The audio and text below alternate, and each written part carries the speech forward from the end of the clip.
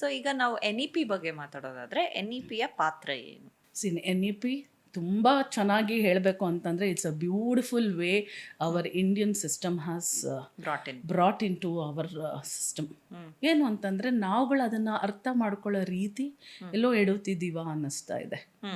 ಯಾಕಂತಂದರೆ ಪ್ರತಿಯಾದ ಒಂದು ಸ್ಟೇಟ್ದು ಅದರದೇ ಆದ ಒಂದು ಚಾಲೆಂಜ್ನ ತೊಗೊಳುತ್ತೆ ಮತ್ತು ಅದರದ್ದು ಡ್ರಾಬ್ಯಾಕ್ಸ್ನ ಮಾತ್ರ ಹೇಳುತ್ತೆ ಹೊರತು NEP ಈಸ್ ಯೂನಿವರ್ಸಲ್. ಅದನ್ನು ಇನ್ಕಲ್ಕೇಟ್ ಮಾಡಿದಾಗ್ಲೇ they had decided Indian system of ಎಜುಕೇಷನ್ನಲ್ಲಿ we need to see the changes in such a way that every child can pursue his or own identity at any part of the age. ಇವಾಗ ಅದನ್ನು ಕೆಲವು States ಅಕ್ಸೆಪ್ಟೇ ಮಾಡ್ತಾ ಇಲ್ಲ.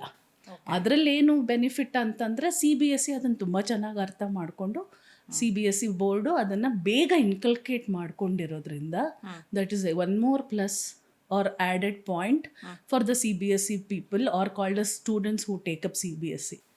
Because ಇವಾಗ ನಾವು competitive exams ಅಂತ ಏನಂತೀವಿ, CUT CEUT ಅಂತ ಏನಂತೀವಿ, ಅಲ್ಲಿ ಹೋದಾಗ common entrance test for through out India, ಆವಾಗ NEP ಪಾಲಿಸಿನಲ್ಲಿ ಬರೋವಂಥ ಚಾಲೆಂಜಸ್ ಎಲ್ಲ CBSE ಅಡ್ಯಾಪ್ಟ್ ಮಾಡ್ಕೊಂಡಿದೆ.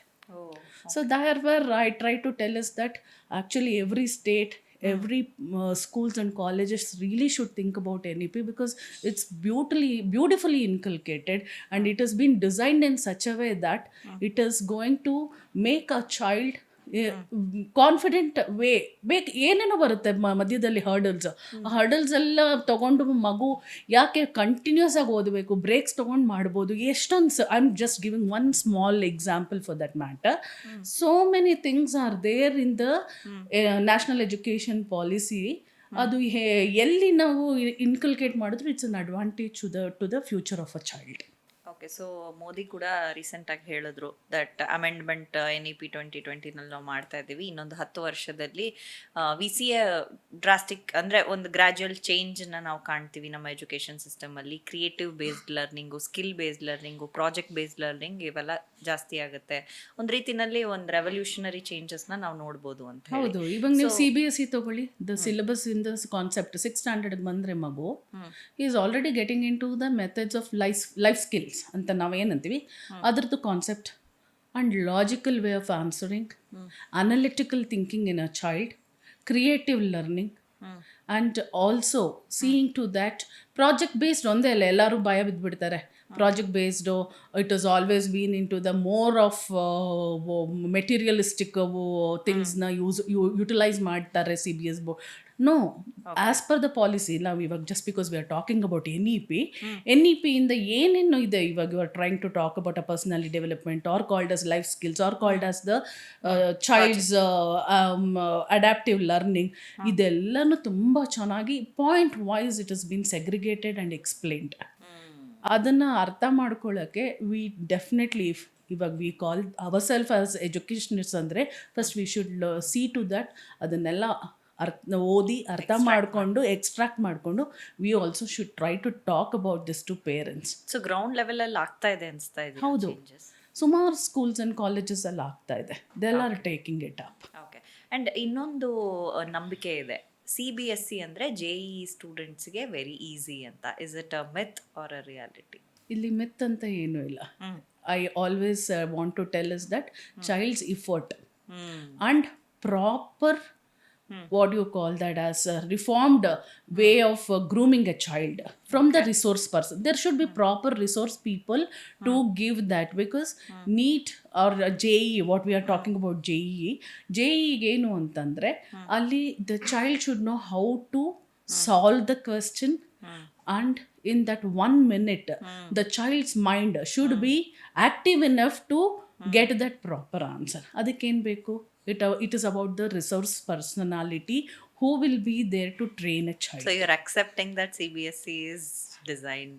I don't want to. Yeah, see, definitely most of the times why we try to tell that once the 12th standard child comes out with his or her results, ಅಲ್ಲಿ ಏನಾಗುತ್ತೆ ಅಂತಂದರೆ we will only assess this child will definitely might crack JE. So individual ಮೇಲೂ most of the time it ಹೌದು, but ನಾನು ಅಲ್ಲಂತೂ definitely ಹೇಳ್ತೀನಿ, the teachers or called as the faculties should definitely put some good efforts in making a child understand how to solve the questions. You know, it is not about the theoretical way. It is all the 1 minute answer that is the child has to give. Correct. And time management ಇದು important ಇರುತ್ತೆ ಮಗುಗೆ, ಅದನ್ನು ಹೇಳ್ಕೊಡೋದು ಬೇಕಾಗುತ್ತೆ. ICSE is also elaborative board. ಅದನ್ನು ತಗೊಂಡಾಗ ನಮ್ಗೆ ಅಲ್ಲಿ ಮಾತಾಡ್ತೀವಿ, ಬಟ್ ಇವಾಗ ಇಲ್ಲಿ CBSE ಅಂತಂದಾಗ ನನಗೂ ಬಿಟ್ಕೊಡೋಕೆ ಇಷ್ಟ ಇಲ್ಲ, because we are doing good. Very nice. And also when we are also picking up ICSE ಅಂದಾಗ there is a saying NEET ICSE ಗೆ ತುಂಬಾ ಈಸಿ ಅಂತ.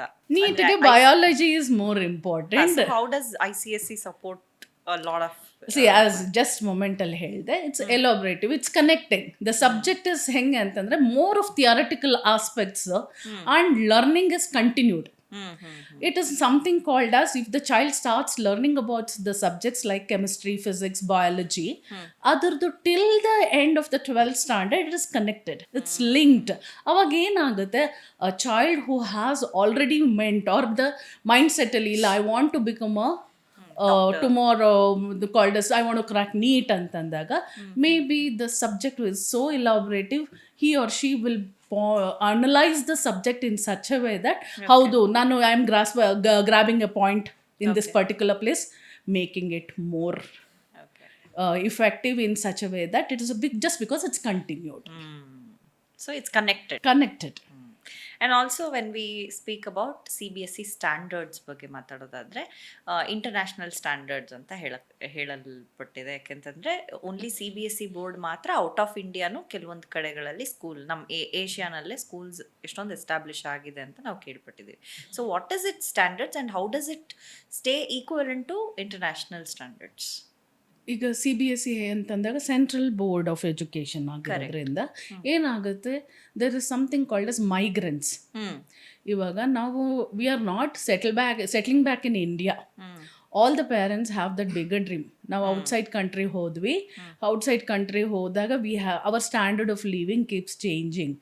ಅವಾಗ the alternate way the parents, few intelligent parents will think the education of a child, future of a child, tomorrow if I want to come back to India andaga, adralli again board has made one idea that all the UAE countries are having CBSE as a noted one. Most of the, because I have visited Dubai, I have visited Kuwait, I'll notidaga the kids are more well performing comparatively, thinking that because tomorrow I want to come and take up some competitive exams, parallelly the training that is happening in the abroad countries are equally good.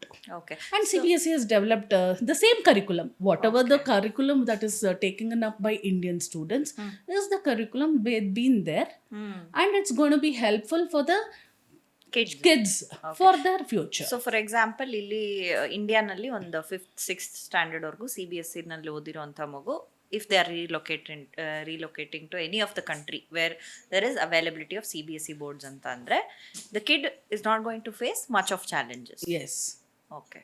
Because the same 6th standard, if the child wants to go, he or she if is there in the CBSE board, will not be difficult at all. Because the child will continue as 6th. Maybe the country or the place is different and the school is different, but the learning concepts with the board is the same. So does that apply to the ಇಲ್ಲಿನ migrants? ಅಂದರೆ ಸ್ಟೇಟಲ್ಲಿ inter state changes ಮಾಡ್ಕೊಳ್ತಾರಲ್ಲ, ಕೆಲವರು state ಬೋರ್ಡಲ್ಲಿ ಓದಿರ್ತಾರೆ, ಕಾರಣಾಂತರಗಳಿಂದ CBSEಗೆ they change. So ಅವರಿಗೆ ಹೇಗಿರುತ್ತೆ? Again because of the transferable jobs like IT sectors ಆಗಬಹುದು, ಕೆಲವು central government jobs ಆಗಿರ್ಬೋದು, ಅಲ್ಲಿ ಏನಾಗುತ್ತೆ, the shift is required. Language ಇವಾಗ ಮುಂಚೆ ಎಲ್ಲ ಏನಾಗೋಗ್ತಿತ್ತು, common language was Hindi, but ಇವಾಗ ಏನಾಗ್ತಾ ಇದೆ, it is something called as state ಲ್ಯಾಂಗ್ವೇಜಸ್ಗೂ ಪ್ರಾಮಿನೆನ್ಸ್ ಕೊಡಬೇಕು ಅಂತಂದ್ಬಿಟ್ಟು. ಸೊ 3rd ಲ್ಯಾಂಗ್ವೇಜ್ ಥರ ಆದರೂ ತಗೋಬಹುದು. CBSE has given that challenge also for that particular state boards. So that way, if there are migrants or called as the jobs transferable for the parents, there can always get that choice or called as relaxation. Yes, the child can be shifted without any hassle. But state ಇಂದ CBSE changes ಆದ್ರೆ what are the challenges the kid may face? Till 7th or 6th standard, it's not going to be that troublesome. Okay. 8th ಬಂದಾಗ ಏನಾಗುತ್ತೆ, the system little bit that advanced level of learning what we try to tell should be there with the child.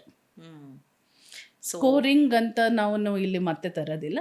The thinking capacity of a child and the concept of solving the problems in mathematics and little more discussions that happens in science and value based learning in social, that's extra more in our CBSE board. So state ಇಂದ ಬರುವಂತಹ ಕಿಡ್ಗೆ ಆ ಒಂದು extra care ಕೊಡುತ್ತಾರೆ, ಖಂಡಿತ ಕೊಡ್ತೀವಿ. There are parents, ಇವಾಗ ನಾಳೆ ನಾನೇನೋ ಥಿಂಕ್ ಮಾಡಿದೆ, I took a step while I was maybe the child was still in the primary level, ನಾನು ಸ್ಟೇಟ್ಗೆ ಹಾಕೊಂಡೆ.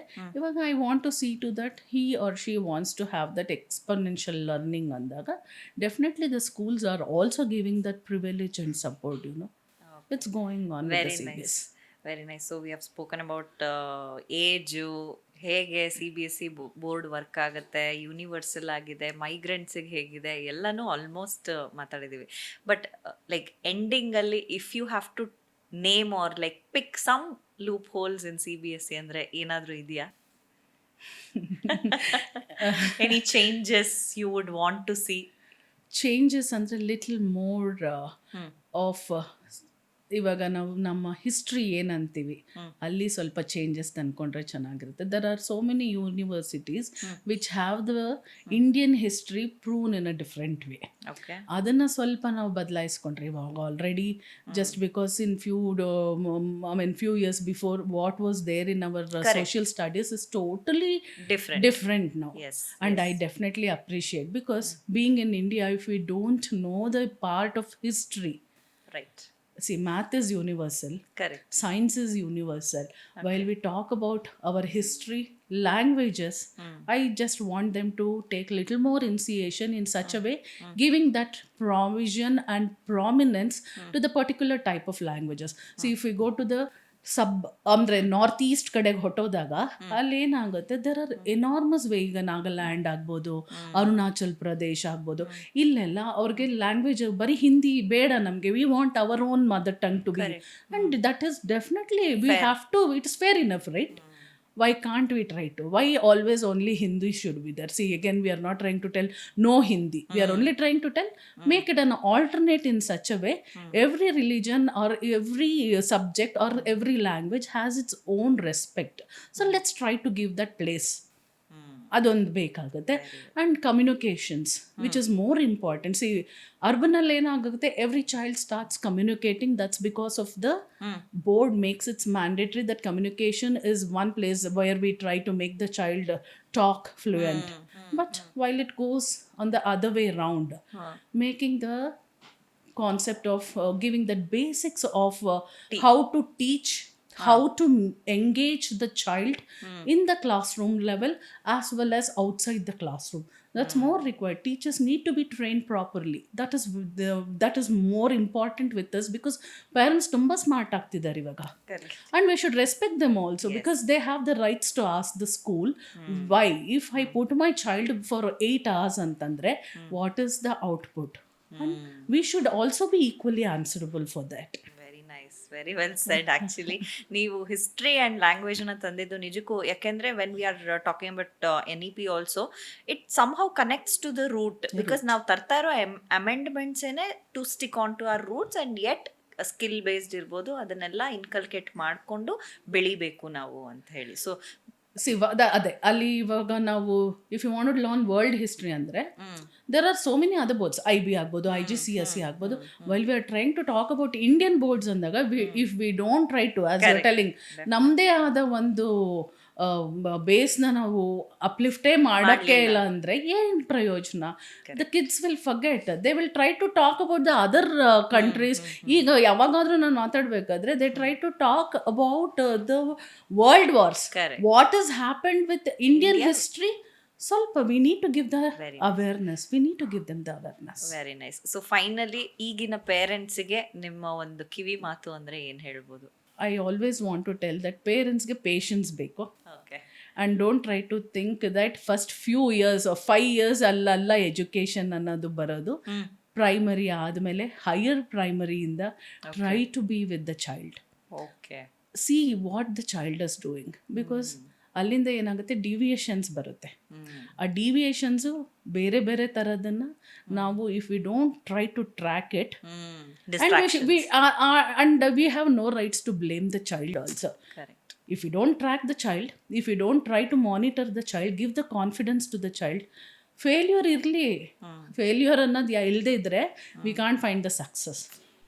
ಸೊ ಸಕ್ಸಸ್ ಬೇಕು ಅಂತ ಯೋಚನೆ ಮಾಡ್ತಾ ಇದ್ದೀವಿ ಅಂತಂದರೆ ಅವ್ರಿಗೆ ನಾವು ಮಾನಿಟ್ರಿಂಗ್ ಇಂಪಾರ್ಟೆಂಟು, ಅದ್ರ ಜೊತೆಗೆ ಟೈಮ್ ಕೊಡಬೇಕು ಅವ್ರಿಗೆ. If within a span of a time if everybody can do something exorbitant ಅಂದರೆ ಯಾಕೆ ಮತ್ತೆ we have billions of what you call people, ನಮ್ಮ India population we are on the top. But other ways ಅಲ್ಲಿ ನೋಡ್ತಾ ಇದ್ದಾಗ our graph is still going, and I appreciate ನಾವು ತುಂಬ ಚೇಂಜಸ್ನ ತಂದ್ಕೊಂಡಿದ್ದೀವಿ. ನಾನು ಅದೇ 10 years ಅಂತ ಹೇಳಿದಾಗ.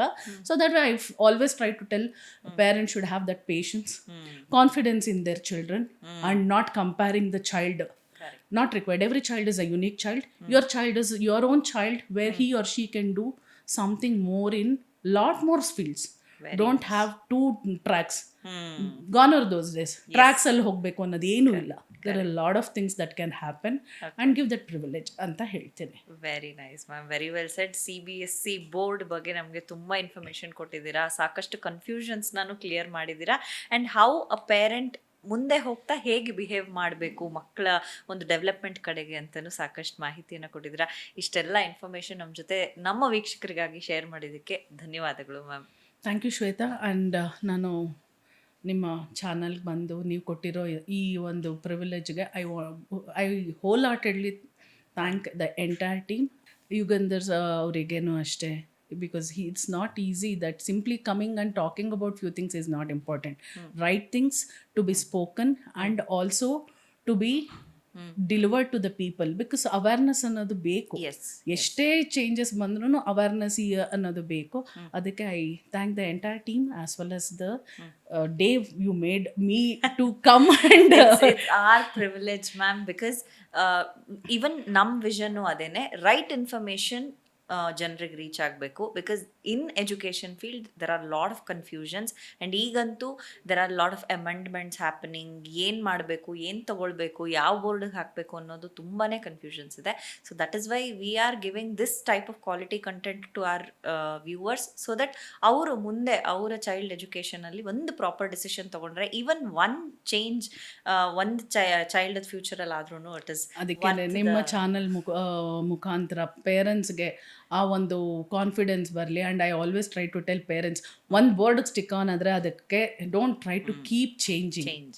Don't make that pressure in the mindset of a child that ಇಲ್ಲಿಂದ ಅಲ್ಲಿ ಹೋದರೆ ಚೆನ್ನಾಗಾಗುತ್ತೆ, ಮತ್ತೊಂದು ಕಡೆ ಹೋದರೆ ಚೆನ್ನಾಗಿದೆ. It's nothing like that. Every child can do with any type of boards ಅನ್ನೋದನ್ನ ಇಟ್ಕೊಂಡು let them have that happy learning ಮೆಥಡ್ನ ಇನ್ಕಲ್ಕೇಟ್ ಮಾಡಿಕೊಂಡ್ರೆ everything is gone be good. Very nice, ma'am. Thank you so much. Thank you, Shweta. Thank you, team, for giving me this opportunity for the day.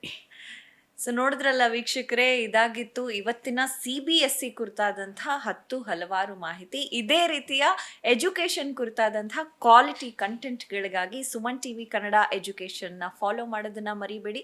ಮತ್ತೆ ಮತ್ತೊಂದು ಪಾಡ್ಕಾಸ್ಟಲ್ಲಿ ನಾನು ನಿಮ್ಮನ್ನ ಭೇಟಿ ಆಗ್ತೀನಿ. ಅಲ್ಲಿವರೆಗೂ ನಮಸ್ಕಾರ.